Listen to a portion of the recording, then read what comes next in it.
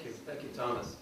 So I will try to complete this in 45 minutes, and really much of this is going to be reviewed in our workshop tomorrow for those of you who are going to tomorrow's workshop, and maybe some of you who were thinking about going to tomorrow's workshop might want to after you see some of this that I'm going to present. But I'm just going to try to give an overview of quantitative EEG and how it can be used toward the optimization of treatment of a variety of neuropsychiatric disorders. I want to acknowledge up front that there are many, many people over many years, and this is not even a complete list, who I've worked with or am continuing to work with or have worked with, mostly from the brain research laboratories at New York University, but many people have contributed to the databases and some of these findings, including Giuseppe Scherzezan, who we've heard today. He has also contributed to this. Now, the whole point of using a quantitative approach in brain function is illustrated by a publication in 1989, really in Science, which argued that in psychiatric disorders, anything that can be made actuarial, that we can reference to age-matched norms, is superior over just clinical opinion. Because I'm also a forensic examiner, so when you go into a court system, you have to argue why you thought the patient was diagnosed with a condition, or why you think this patient is. If you're able to evidence it against tools that have already been established, that are standardized and referenced for normal functioning for the age of the patient, your argument stands stronger than to say, in my many years of looking at patients, I think this patient is not normal. So there's an argument to be made that actuarial, and they actually do a lot of review of some of the research to show that actuarial approaches are superior over clinical approaches. We have already heard about Hans Berger, and consequently we have moved into this direction of using quantitative methods for psychiatric disorders. So I review in a very general way. I don't know how much people here, maybe some of you, this is your first time understanding quantitative EEG. So I'll try to give a brief overview of what happens. As you know, the EEG signal is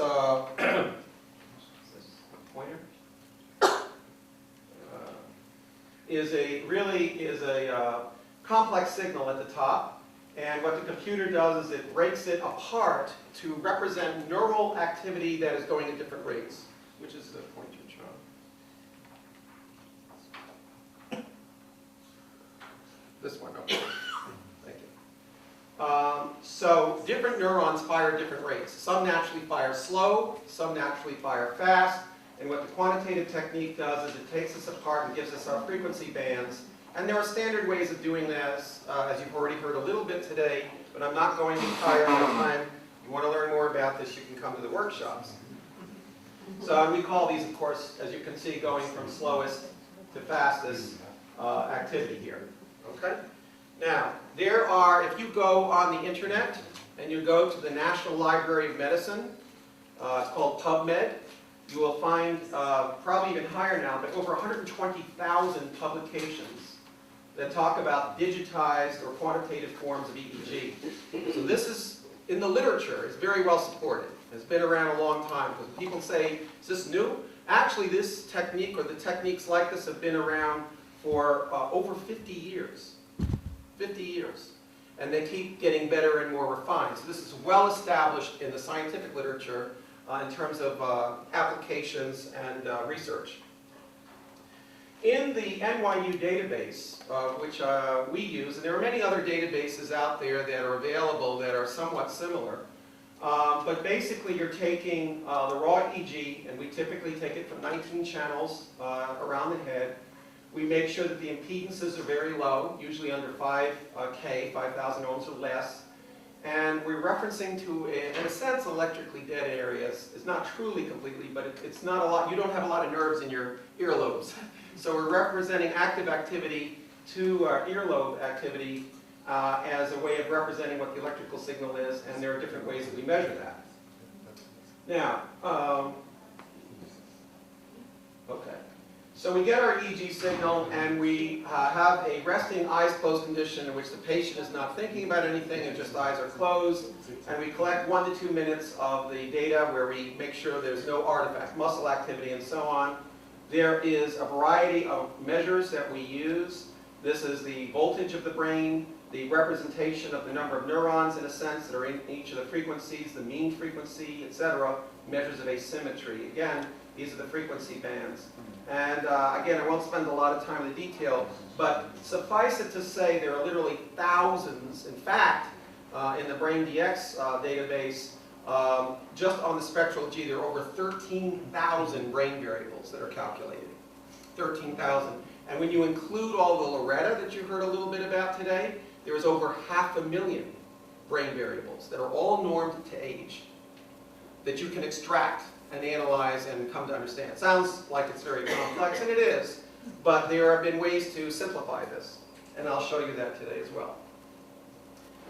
So in order to make brain activity understood in terms of being normal, you have to understand that brain activity is not normally distributed. It's not a normal curve. It's not this down here right away. We actually have to use a mathematical, what's called transform function, to transform the distribution of types of activity here to begin to look more normal. So the first thing that was done is that there is a normal distribution, or you make all the EEG measures become normally distributed. But then you have to recognize that brain activity changes with age. 8-year-old brain activity is very different than your brain activity. So we have to understand what's normal for an 8-year-old that's different than a 30-year-old or even a 6-year-old. And so again, there had to be a lot of information collected on patients over age, and we use regression equations not just to be normal, but now adjust. We have to adjust for age to say what's normal for age. Not just normal, normal for age. Okay? And this is what's important in a database process. And in fact, so we have age to consider, we have the frequency of how fast the neurons are firing, and then the voltage or the power. This is a three-dimensional representation of how all these three dimensions are combined across age to represent a developmental surface of how the brain changes. The one thing that's not represented is you have every brain region. This is only one brain region, and you have distributions across different brain regions. In the normal database, we collect data to get a reasonably good distribution of the number of cases. This is for children and for adults, and this is the age range, as you can see here. And sometimes people think that in a database, more is better. In other words, if I only have 500 normals in a base, that can't be as good as 2,000 in a database. That's not true.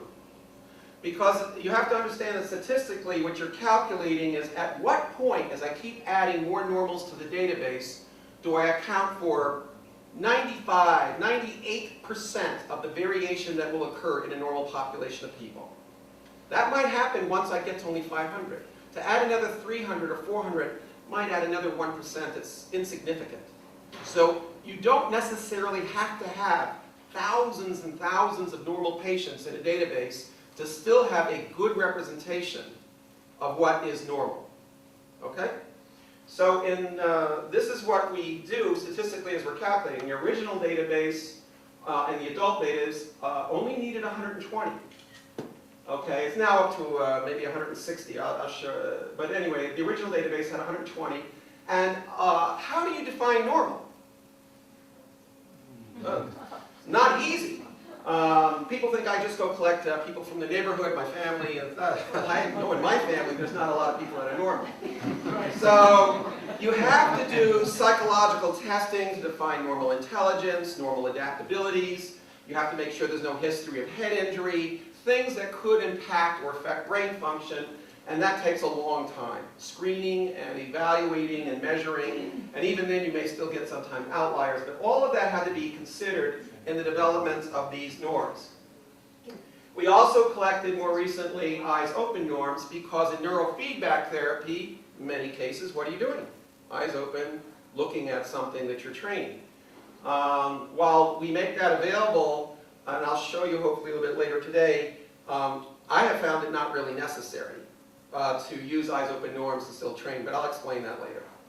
Anyway, but we have this for adults, and we're developing another set for the children. It's in process. So the eyes open norms, we have 85 adults, and again, this is a distribution of information using the same careful screening methods that we have published similar to other databases before, and a very detailed process of how the norms have been created.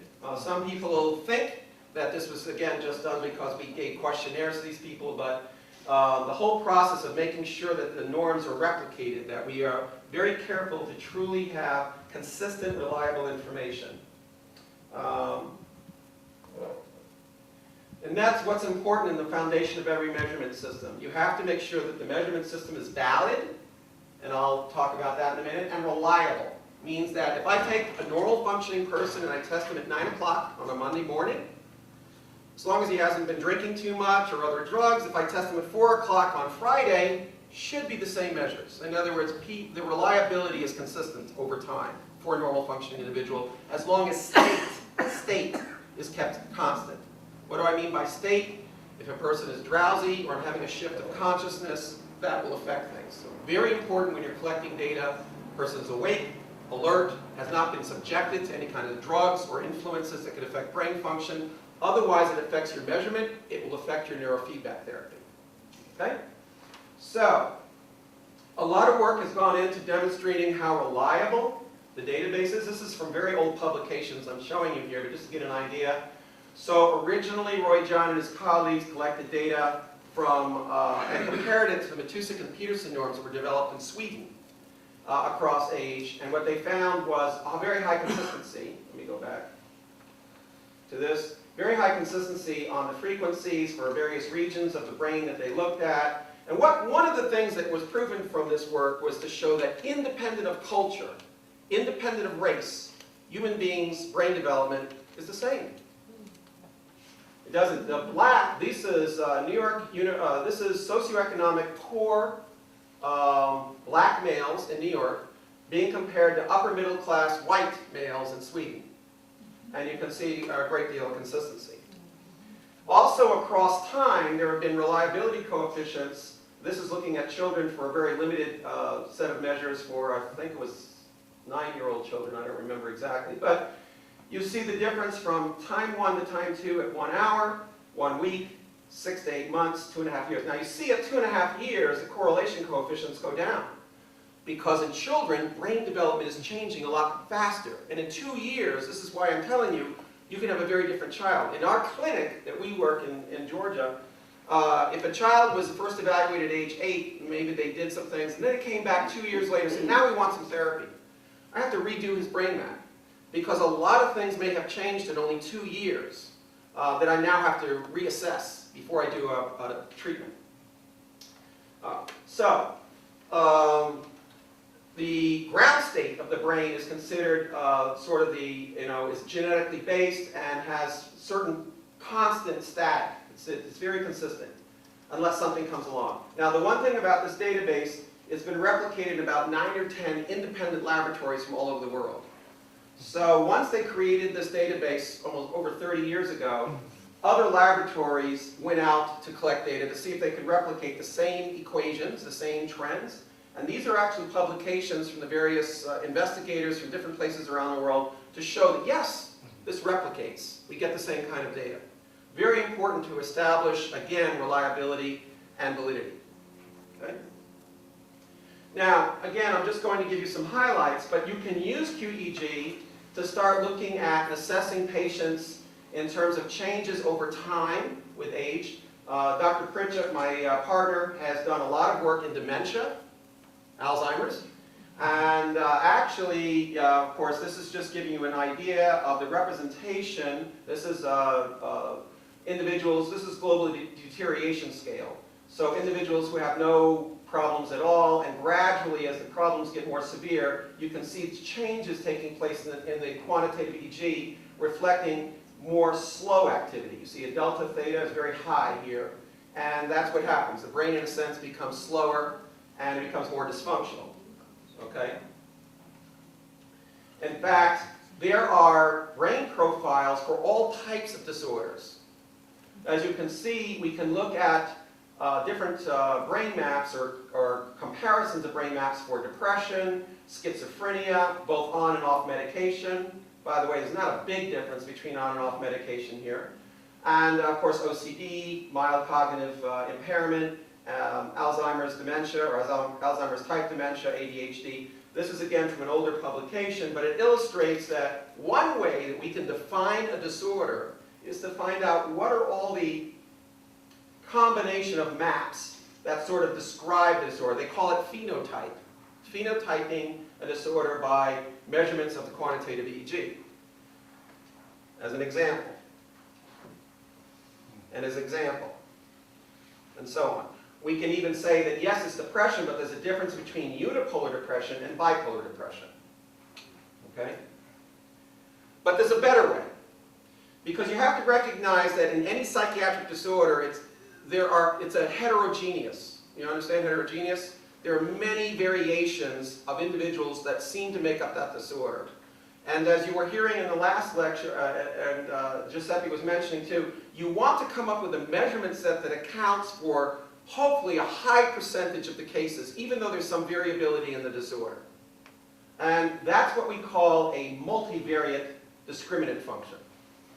This, imagine, brain region A, brain region B, C, D, E, and for each feature, absolute power, relative power, and so on. Each of these, this is one map. This would be a map showing, for example, theta activity that's abnormal in region B and region C. These are univariate maps. Okay? But that doesn't describe the whole order. There's all kinds of other abnormalities, the whole complex. And then we come up with an equation that describes all of the abnormalities that are within that disorder. And that's a discriminant function.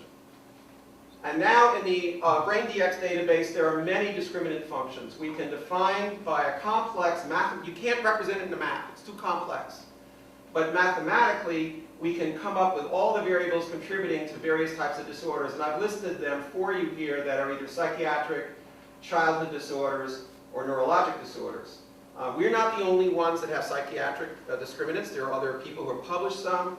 But I would probably argue we have the most. There are 20,000 patients in a database that have gone in, collected at Bellevue, New York University Psychiatric Institute, over a span of 30 years to collect the database to get these equations, to get these measures. Okay, and these are the different comparisons. So, how accurate is this? As you can see, the original small data that was published 30 years ago, in terms of accuracy, you can see between depression and dementia is about 70 to 80% here. But there's even a marker now for alcoholism. So when somebody shows up with depression, this computer system will also flag, there's a profile feature that says he's a chronic alcoholic. You might want to check that. But these are, again, well published, and there are publications, I think I'll list on another slide. But this shows you the accuracy of time one and then an independent replication. And you can see the accuracy is about 80 to 90% accurate in this range. It's fairly good. Okay. Now, of course, you heard about Beretta or Loretta techniques. These are the source localization techniques. Beretta was developed by the Cubans, and Pascal Marquis came along and developed variations of Loretta, now S. Loretta and E. Loretta more recently. But this gives us an equivalent of a functional fMRI better than an fMRI. Why do I say better? fMRI has to, functional MRI, has to measure metabolism of what's going on in the brain. There's use of something in the brain. That takes a few seconds to occur. So you can only assess what's changed in the last couple of seconds. So it's not really measuring neural activity directly. It's representing the metabolism of the neurons using something to function. EEG actually is measuring the nerves themselves. And so you can actually see it in the time domain in milliseconds, not seconds. So it is a much more powerful in the time domain of what the brain is doing across time. So we have these techniques that we can do source localization. And what BrainDX is takes all of those slices now and now gives you a three-dimensional representation. So now we have 87 slices of the Loretta, or S Loretta, now represented here in terms of where the location is, at what frequency is the maximum deviation, how bad is the deviation, and isolates it for us. There are even techniques now available where you can explore other areas of the brain. For some reason you're interested in the anterior cingulate. How deviant is that at a certain point in time? So we now have the imaging techniques to really understand for a given patient where the problems are, and also what networks. We don't have time to talk about that, but there are structures that are associated with each other that contribute to a behavior. I want to be able to look and see what area is connected to what area and how they may be related. So there's a network kind of consideration. Broadband areas you know about. But this is an example of the validity. So we have MRI, which is a structural imaging technique up here. We have SPECT scan, which looks at metabolism here. And then we have Loretta here. And really, this is a patient with a frontal lobe contusion. And you see that it shows up in each of the different neuroimaging techniques very consistently. Anytime you can cross-validate one imaging technique with another, you're measuring the same thing. This is what they call convergent validity, and it converges across 3 different techniques. Now, we have been, my clinic mostly does with pediatric disorders, and we're using these and have used these techniques. This is a publication that has just recently come out, and I've given the reference here. But we've actually mapped out the structures and the measures that define autism, objectively.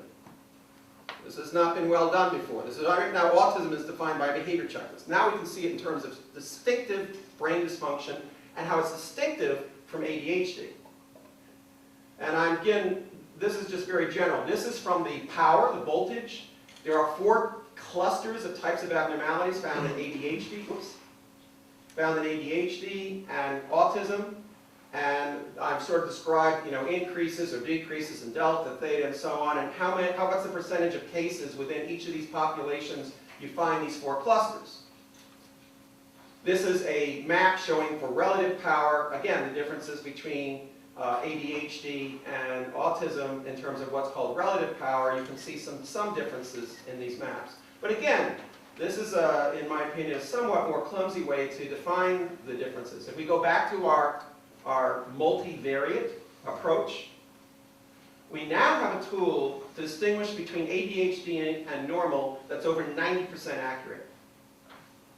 See, sensitivity and specificity here is over 90% accurate, and the predicted values are over 85% accurate. And these are some of the measures, not all of them, because of course the measures are proprietary. All the measures are proprietary, but we give you some idea of the measures that contribute to this. We have normal versus autism, over 90% accurate. We have the ability to distinguish between autism and ADHD, over approximately 85% accurate. And we have found that most of this has to do with connectivity, how the brain is sharing information. These are the Loretta maps showing the brain regions at different frequencies.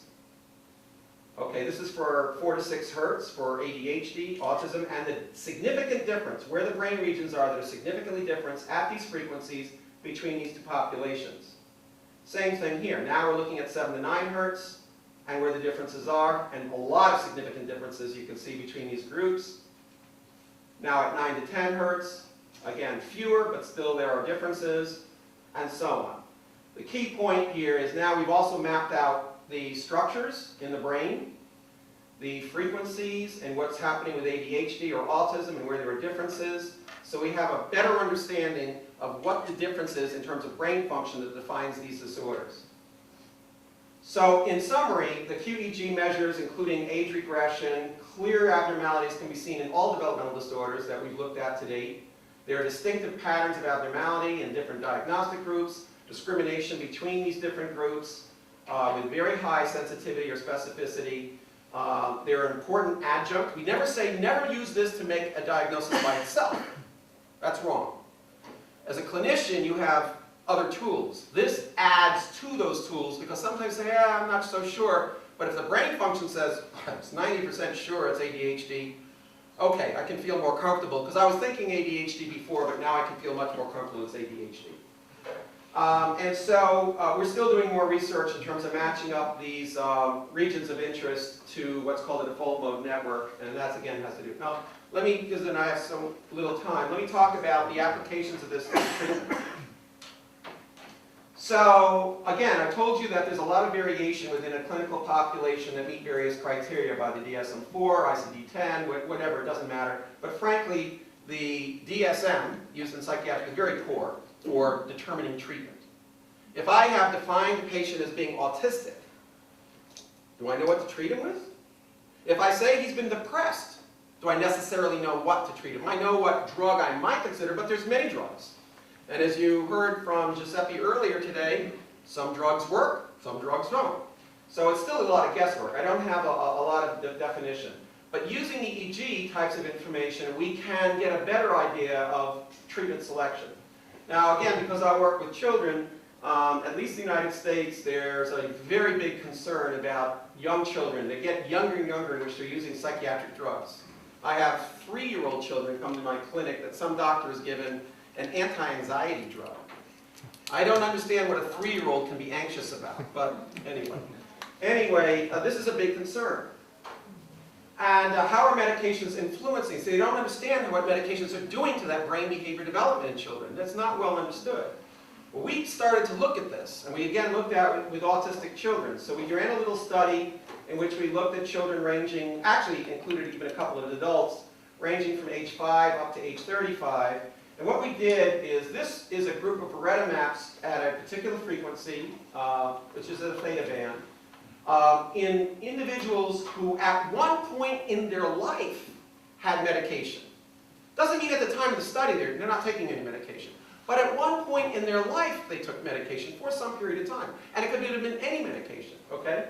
We compare, and these children, or these individuals that have autism, we matched a group, 21 of them, who had been given psychotropic medication at some point in their life.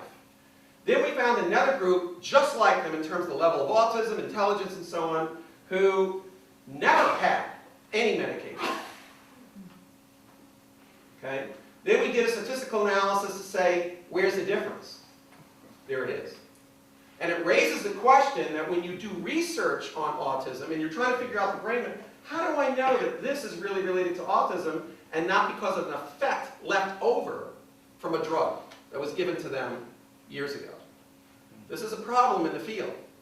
And it's one of the reasons why more and more families, more and more people are trying to get away from using drugs, because we don't understand these effects, particularly with children. But I will tell you the same thing happens with adults. There's more studies showing that long-term use of SSRIs, antidepressant drugs, even in adults, make permanent changes in brain function.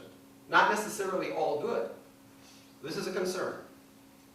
So, this is actually from a publication by Rimland that showed a variety of drugs, but also non-medication interventions in a benefits to harm ratio based on what's been reported by families who utilize these various treatments. And for autism, you can see actually among the worst treatments to use was Ritalin.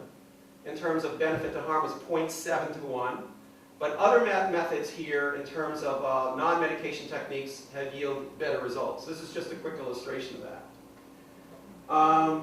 Now, if you are going to use drugs, again, as Giuseppe had pointed out, it is helpful to have what can benefit. A lot of work has been done by Bert Salatu in publications demonstrating that once we understand specific brain parameters, what drug will normalize, here's the baseline abnormalities of the brain, this drug corrects these various problems so that everything basically normalizes. So a good example of this approach has been done with OCD, again at New York University, in which they took the drugs, took EEGs prior to drug trial, then they looked at the clinical global improvement ratings after about 90 days of treatment. And let me give you an idea. So when we looked at OCD, there were 2 clusters. There was a group, this is the original group here, you can see 27, but when you look at the EEG types, they broke out into 2 clusters. This cluster, about 10 of them, proved out to be non-responsive to SSRIs. This cluster, 82% found to be responsive to drugs. So we now have a brain profile, phenotypic brain profile, that predicts that before I give the drug, what's the likelihood it's going to work? I don't want to give this group probably the drug. I might even get an adverse effect. This group, I have a pretty good chance it will improve it. In fact, 93% of the responders from independent replication done at Copenhagen University Hospital classified the group 2, cluster 2, as effective. Again, fairly high accuracy in the upper 80%. Now this is what it looks like using the three. This is before treatment. And just to prove, after you give them the drug, if you want to know that it made a difference, after treatment. That's a way to use drugs. Specify what the condition is before, use the drug, and say, now do I have objective evidence the drug has actually normalized areas of the brain. Okay? This is another example with dexamphetamine. Oops, sorry. And again, you can see baseline with ADHD. The baseline measures here normalize. Here, don't normalize. In fact, you can get worse. You can see the theta here, for example, got worse in this negative response group. So if anything, I certainly want to identify patients whom I might be doing damage or problems before I give the drug. I may want to think about something else. Okay? There's been work done by Suffin and Emery that published this over about 20 years ago, actually, where they found general profiles. If in ADHD, if you see excess frontal theta, stimulant class drugs seem to work best.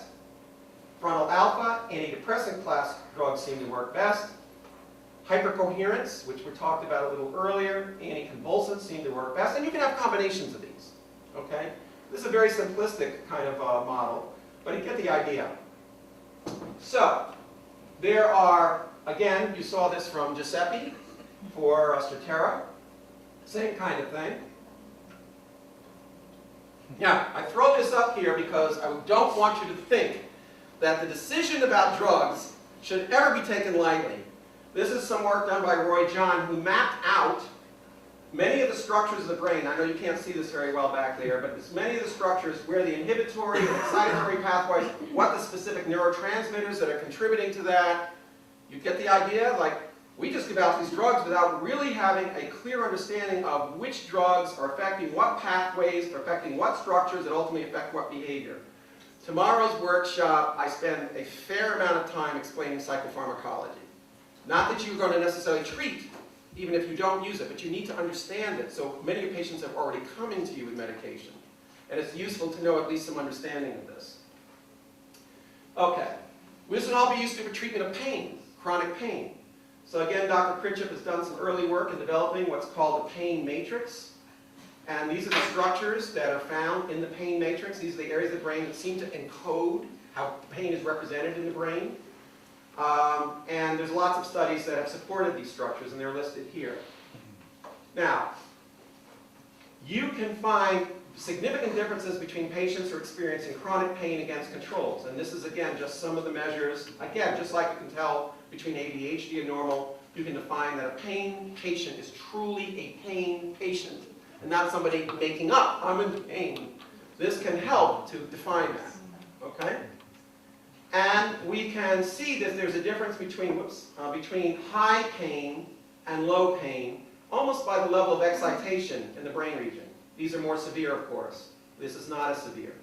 And so we can see high and low pain differences, okay? Now, this is important for lie detection, because many chronic pain patients are using certain drugs to treat the pain. They're addictive. They come to their doctor saying, I'm still in a lot of pain, I need more drug. How is the doctor going to know if that's true, if the pain was not actually mediated? Okay. Actually, I'll come back to this in a second. This is an example of a patient who rated his pain as on a scale of 1 to 10 as 6, up here. And after the treatment, you see the reduction, and now rates his pain as 2. Another patient rates his pain at 4. After treatment, has no pain whatsoever. Patient at 8. After treatment, now is down to 2. It's a way to validate, to say, the patient says he's better, oh, and I can see the brain measures support that. As opposed to this patient coming and saying, oh my God, I'm in a lot of pain, and comes back later, oh my God, I'm still in a lot of pain. Really? I don't think so. So it's a way that you can use that. So we can use these methods to also represent declining function, cognitive functioning. This is, again, what I was representing in Alzheimer's disease. In fact, again, there are actually been algorithms to predict in advance when you're beginning to show the early stage of abnormalities related to Alzheimer's, how fast that will progress in the next 10 years. Calculations that will predict with this degree of decline with 90% accuracy. Individuals decline at different rates. If I have an Alzheimer's patient, Alzheimer's type dementia family member, I want to know what to prepare for in the next 10 years. Some are slow, some are fast, but individually, this will give me a better prediction. Okay? So let's go back to this, and again, Tom Calora will talk more about this, but there's also measures that help to give us an idea of emotional truth, I suppose, emotional validity, dealing with gamma asymmetries, and he'll give you more talk about that. So again, there are lots of work done with declining. This is just, again, now in traumatic brain injury. I started in Atlanta with some of this. My specialty was in taking patients out of coma. So we use stimulation techniques and sometimes drugs to do that. But the point of it is that this is the difference between tracking a patient in coma using Z-score QEEG and using some sort of coma scale in which they base it on patient response to pain stimulation or other things.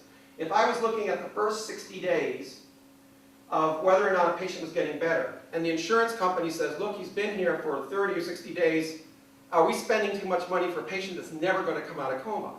If I look at this data, at this time point here, which is about 38 days post-traumatic brain injury, I wouldn't give you an answer. It's up, it's down, it's up. I can't really tell if they're getting better. If I look at the brain function, however, there's a gradual increase or decrease towards 0, and we're getting closer to normalization. This patient should continue to be spending a lot of money, whatever the treatment is, because we have a good indication they'll probably emerge out of coma. Decision-making about dollars and cost for treatment is what another application of quantitative EEG can be. This is in a person who gets in a car accident.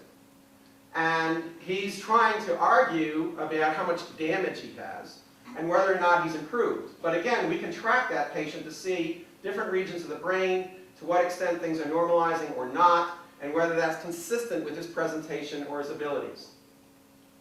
So in summary, even though we have clinically homogeneous populations that have been shown to be electrophysiologically heterogeneous, showing different pathology, we use source localization of the most probable sources of the problem.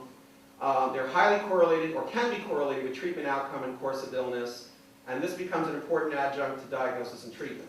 Now, I've mentioned that there are problems with drug use. Neurofeedback therapy, basically what you're doing is taking an abnormal profile of brain function represented by the dotted line, for example, too much theta, so on. And we're going to move these things with neurofeedback to normalize the distribution of what this should be for this age of patient. That's basically what neurofeedback does. Okay? This is an illustration of a case in our clinic in which we do this all the time. This is an ADHD individual who you see at baseline has got massive amounts of abnormal excess delta and theta, and after only 20 treatment hours, or actually less, 25 sessions, 25 half-hour sessions, so about 12 hours of treatment, normalization. And in objective computerized tested performance, not because the patient's parents say so, but how they perform on a computer, you can see on every scale of an objective continuous performance test, the scores are in the hundreds where they should be. In our clinic, what we do after we finish treatment, we discharge them, we have them come back 2 months later. Let's check it one more time. And usually they stabilize. In fact, so in most cases, in fact 85%, and we have 1,000 visits in our clinic a month, but not all using neurofeedback, but in 85% of the cases that complete the therapy, they never have the symptoms again for the rest of their lives, even 3, 4, 5 years later. And the reason is because the brain, once it gets off track, once you guide it back on track, it's going to want to stay there because it's working more efficiently. And unless you have a head injury, get exposed to drugs, or do something that's going to disrupt that process, it usually will be stabilized. Okay? So, this is just a study that demonstrates that. This is in preparation for publication, where we took a whole group of ADHD children using objective computerized tests of attention. You see the green blue bars here, a lot of them are low. After an average of 20 hours of treatment, they're all normalized.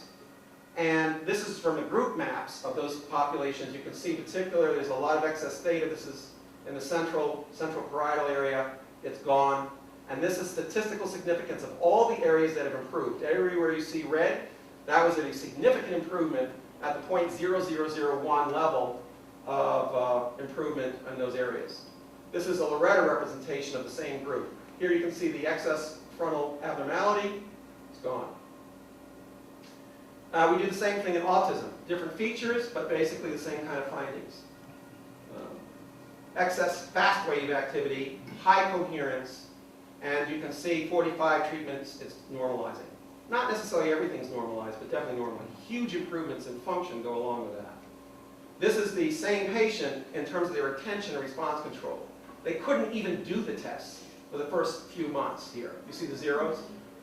Finally, after the treatment, now they're getting scores on every scale. Still not completely normal, but now they can actually sit down and perform the task at all, and still getting scores that are measurable. Okay, I have about 10 minutes maybe, 5-10 minutes. Let me just tell you a little bit more about what we do in our clinic, because Thomas asked me to. So, because we are an integrated behavior center, there are very few like this in the United States. So what we do is combine all different modalities of treatment under one roof. Because with children, it's not just one problem. So we combine allied health techniques, speech, occupational, physical therapy, even vision and vision therapy techniques. Sometimes medication is necessary, but we always put that as the last choice. We use functional medicine. You all know functional medicine? That's an assessment, biochemical assessment of body chemistry.